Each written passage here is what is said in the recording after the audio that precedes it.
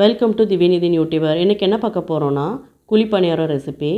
அதுக்கு இங்கே காப்படியில் 3 காப்படி இட்லி அரிசி எடுத்திருக்கேன், 1 காப்படி பச்சரிசி எடுத்திருக்கேன். இது தண்ணி ஊற்றி 2 தடவை கழுவிட்டு ஒரு 2 மணி நேரம் போல் ஊறட்டும்.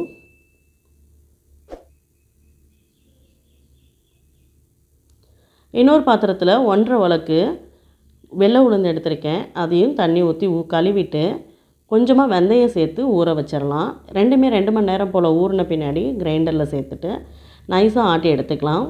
மாவு ஆட்டுற பக்குவம் என்ன அப்படின்னு பார்த்தீங்கன்னா, இந்த மாதிரி பொடி ரவை எப்படி இருக்குமோ அந்த பதத்தில் எடுந்தால் போதும். அரிசி எடுத்துக்கலாம். அரிசி எடுத்ததுக்கப்புறம் உளுந்தையும் சேர்த்துட்டு ஆட்ட ஆரம்பிச்சிடலாம். ரெண்டுமே சேர்த்த பின்னாடி கொஞ்சமாக தேவையான அளவுக்கு உப்பு சேர்த்துட்டு நல்லா கலந்து 8 மணி நேரம் போல் அப்படியே இருக்கட்டும். இப்போ பொங்கி நல்லா வந்திருக்கு. இதை நல்லா கலந்து விட்டுட்டு தேவையான அளவுக்கு மட்டும் ஒரு பாத்திரத்தில் எடுத்துக்கலாம். இது கூடவே பொடியாக கட் பண்ண வெங்காயம், பச்சை மிளகாய், கொத்தமல்லி, கருவேப்பிலை சேர்த்துருக்கேன். பொடியாக கட் பண்ண தேங்காய் பல் இதில் சேர்த்துருக்கேன். ஒரு கைப்பிடி கடலைப்பருப்பை 10 நிமிஷம் போல் வேக வச்சு அதையும் இதோடு சேர்த்து நல்லா கலந்து விட்டுக்கலாம். இப்போ மாவு நல்லா கலந்து ரெடி ஆகிடுச்சு. அவ்வளோதான். ஸ்டவ் ஆன் பண்ணி பணியாரக்கல் வச்சுருக்கேன்.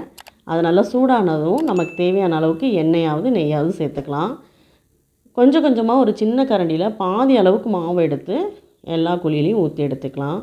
ஹை ஃப்ளேம்லேயே இருக்கட்டும். ஒரு 2 நிமிஷம் போல் ஆனதுக்கப்புறம் ஒவ்வொன்றா திருப்பி போட்டுக்கலாம்.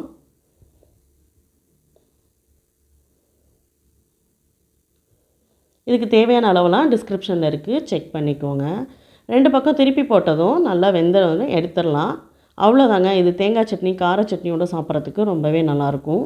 சும்மா அப்படியே சாப்பிட்றதுக்குமே நல்லாயிருக்கும். கண்டிப்பாக ட்ரை பண்ணி பாருங்கள். இந்த வீடியோ உங்களுக்கு பிடிச்சிருந்ததுன்னா லைக் பண்ணுங்கள், ஷேர் பண்ணுங்கள். சென்டரில் இருக்க லோகோ டச் பண்ணி நம்ம சேனலை சப்ஸ்கிரைப் பண்ணிக்கோங்க.